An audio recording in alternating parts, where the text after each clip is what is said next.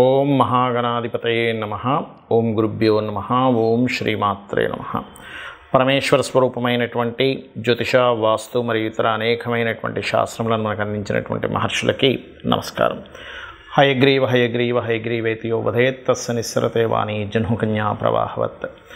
అరుణాం కరుణాతరంగితాక్షీం ధృతపాశాంకుశపుష్పబాణచాపాం అనిమాదిభిరావృతాం మయూకైః అహమిత్యేవ విభావయే భవానీం. శ్రీమాత్రే నమః.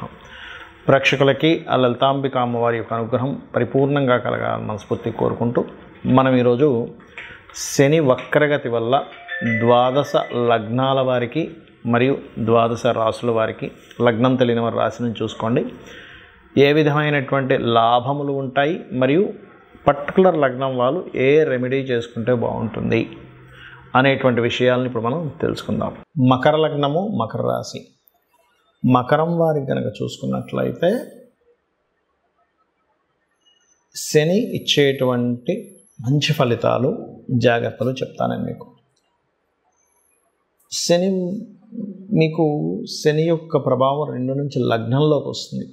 దీనివల్ల ఏంటంటే కొంత శ్రమనిస్తాడు, కాకపోతే కొంత అవకాశాలు కూడా ఇస్తాడు ఎప్పుడైనా లగ్నంలోకి శని వచ్చేటప్పుడు. అయితే ఇక్కడ మిగతా ఏ అంశాల్లో బాగుంటుంది అంటే ఉద్యోగ అవకాశాలు రావడం, అందులో ముఖ్యంగా క్రియేటివ్ ఫీల్డ్లో ఉండేటువంటి వారికి మరింత మంచి అవకాశాలు వస్తాయి. ఉద్యోగాల్లో కానీ, ఏదైనా డైరెక్షన్ ఫీల్డ్లో కానీ, కెమెరా ఫీల్డ్లో కానీ ఎక్కువ అవకాశాలు వచ్చేటువంటి ఛాన్సెస్ ఈ శని వక్రగతి ఇస్తుంది.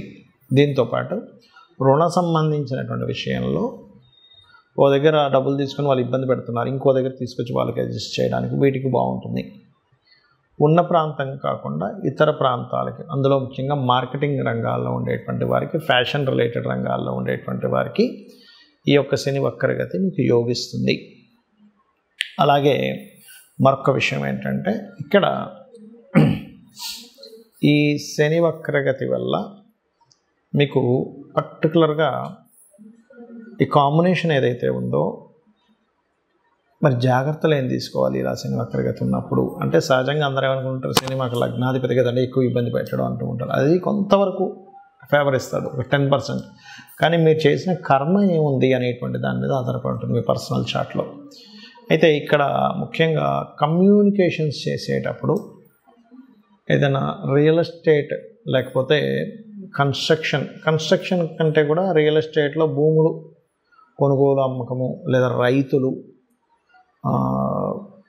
ఇన్వెస్ట్మెంట్స్, పర్టికులర్గా స్కూల్స్, కాలేజ్లో ఇన్వెస్ట్మెంట్ చేసేటప్పుడు, వివాహ సంబంధించినటువంటి అంశాలలోని ఇటువంటి విషయాల్లో జాగ్రత్త చూసుకుంటూ ఉండాలి ఇక్కడ. అలాగే మరొక విషయం ఏంటంటే ఇక్కడ వీటితో పాటు ఈ యొక్క వక్రగతి వల్ల కలిగేటువంటి ఫలితాల్లో ముఖ్యంగా ఏదైతే ఇక్కడ చూడండి, శని ఎప్పుడైతే రాశి వైపు వస్తుంటాడో కొంతవరకు కుటుంబ సభ్యుల యొక్క కొత్త బాధ్యతలు కూడా ఇస్తూ ఉంటాడు ఇక్కడ. అంటే ఆ బాధ్యతలు కాస్త పెరగడం కానివ్వండి, కొంచెం ఫైనాన్షియల్ స్ట్రెస్ కూడా ఇస్తాడు, మనీ కూడా ఇస్తూ ఉంటాడు, ఎందుకంటే శనే తన ఓన్ లార్డ్ కాబట్టి. అయితే ఈ యొక్క విషయాల్లో ఇబ్బంది తక్కువగా ఉండాలి అంటే మీరు కాస్త నూనె ఉంటుంది, ఆయిల్ని దానంగా ఇవ్వడము, రెగ్యులర్గా లలిత అమ్మవారి యొక్క ఆరాధనలో ముఖ్యంగా ఓం అనాకలిత సాదృశ్య చుబుక శ్రీ విరాజితాయే నమః అనే నామస్మరణ చేసినట్లయితే బాగుంటుంది. మరియు గోవులకి క్యారెట్స్, బెల్లము, ఉలవలు దానంగా తినిపిస్తూ ఉండండి. క్యారెట్స్, బెల్లము మరియు గ్రాసం కూడా తినిపించవచ్చు. మరియు అదేవిధంగా ఎక్కువగా అమ్మవారి యొక్క ఆరాధన, ఇందాక నేను చెప్పిన మంత్రం పఠించండి, అనే విధాలు బాగుంటుంది. కొంతమందికి లగ్నం కానీ, రాశి కానీ, నక్షత్రం కానీ తెలియదు.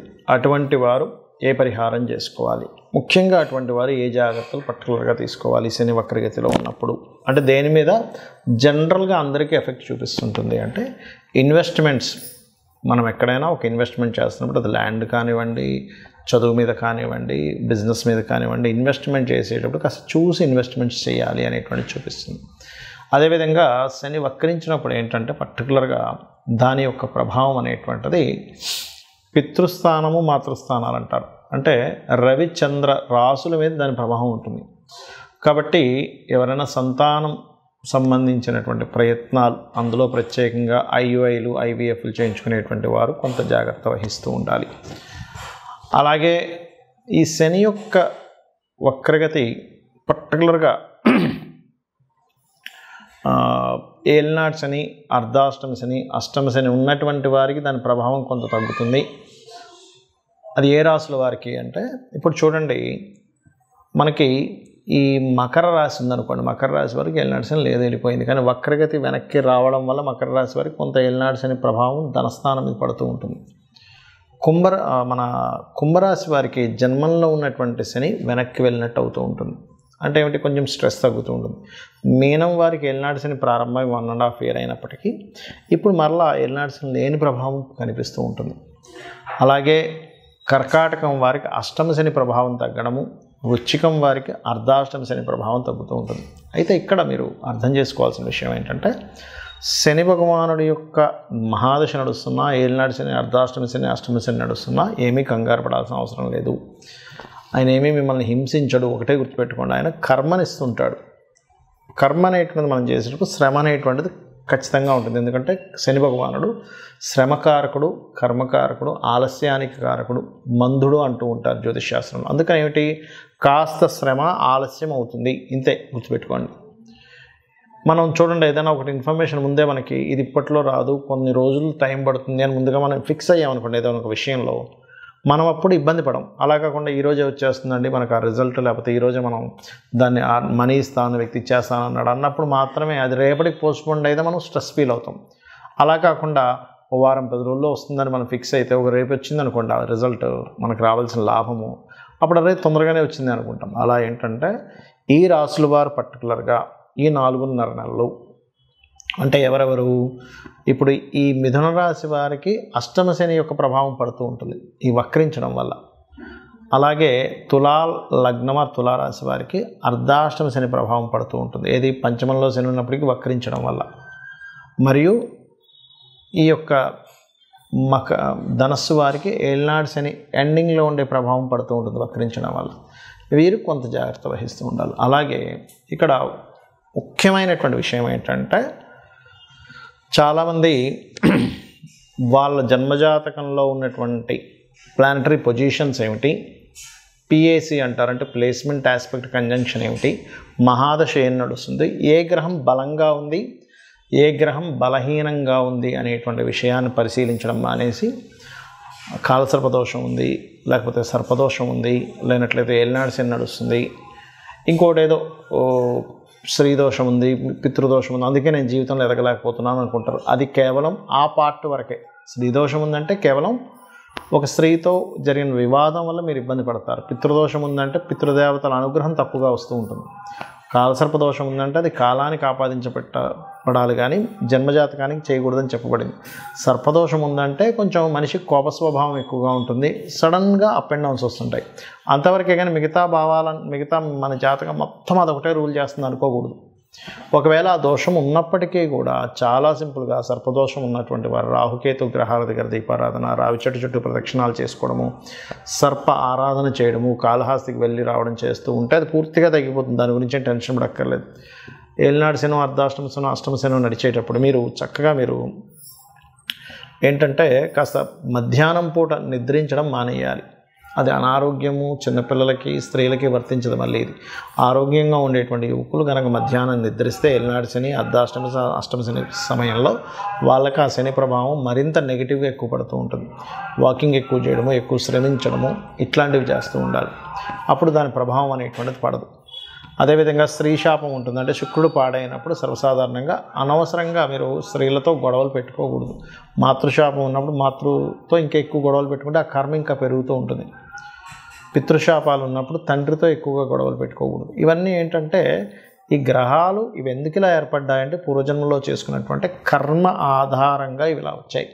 కాబట్టి దాన్ని మనం అర్థం చేసుకొని ఇంకా ఆ కర్మను పెంచుకోకుండా పోయిన జన్మలో చేసిన కర్మ వల్ల ఇలా ఏర్పడింది కాబట్టి నేను దీన్ని తగ్గించుకోవాలనుకుంటూ నిత్యము అమ్మవారి యొక్క నామాల్లో ఉదాహరణకి ఉద్యోగ సంబంధించిన ఇబ్బంది ఉంది, ఓం మాణిక్య మకుటాకార జానుద్వై విరాజితాయే నమః, లేదా ఓం శ్రీమాత శ్రీ మహారాజ్ని శ్రీమత్ సింహాసనేశ్వరియే నమః. ఇది చేసుకుంటూ ఉండండి. అలా కాదండి ఫైనాన్షియల్గా ఇబ్బంది ఉంది, ఓం సంపత్కరీ సమారూఢ సింధుర వ్రజ సేవితాయే నమః, లేదా ఓం ధర్మాధ్యక్ష ధనాధ్యక్ష ధన ధాన్య వివర్ధినియే నమః చేసుకోండి. ఆ రకంగా అప్పులు ఉన్నటువంటి వారు ఓం అపర్ణాయ నమః. ఇలా ఒక్కొక్క దానికి మన లలితా సహస్రనామాల్లో ఒక్కొక్క నామాన్ని ఇవ్వడం జరిగింది. తద్వారా మీరు అద్భుతమైనటువంటి యోగాన్ని మీరు పొందవచ్చు. ఇది గుర్తుపెట్టుకోండి. అలాగే మరొక విషయం ఏంటంటే, ఇక్కడ ఈ యొక్క రాశి అంటే ఇప్పుడు మనం చెప్పుకున్నటువంటివి ఏవైతే లగ్నము రాశి ఉందో, మీ పర్సనల్ చార్ట్లో మీ లగ్నరీత్యా ఏ కాంబినేషన్ ఏర్పడింది, దానికి ఏ దానం ఇవ్వాలి, సింపుల్గా ఆ గ్రహానికి దీపారాధన చేయడం ద్వారా కూడా మీరు క్లియర్ చేసుకోవచ్చు ఒక మంత్రం ద్వారా. అంతేగాని అమ్మో నాకు ఈ మహాదశ నడుస్తుంది ఏదో అయిపోతుంది అనేటువంటిది పెట్టుకోకండి. కర్మ చేస్తూ ఉండండి, మీ పని మీరు చేసుకుంటూ ఉండండి, భగవంతుడికి సమర్పిస్తూ మీ పని మీరు చేసుకుంటూ ఉండండి. ప్రతి విషయాన్ని భగవంతుడికి సమర్పిస్తూ మీరు కనుక చెయ్యగలిగితే అద్భుతమైనటువంటి ఫలితాలు మీరు పొందుతారు. శ్రీమాత్రే నమః.